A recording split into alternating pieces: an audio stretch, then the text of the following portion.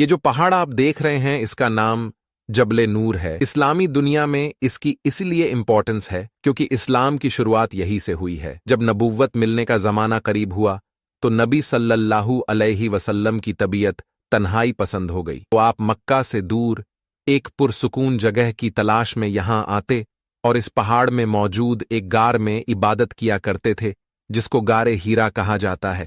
ایک دن آپ صلی اللہ علیہ وسلم اللہ کی طرف دھیان لگائے ہوئے اس کیو میں بیٹھے تھے تو حضرت جبرائیل علیہ السلام آئے اور کہا، اے محمد پڑھو۔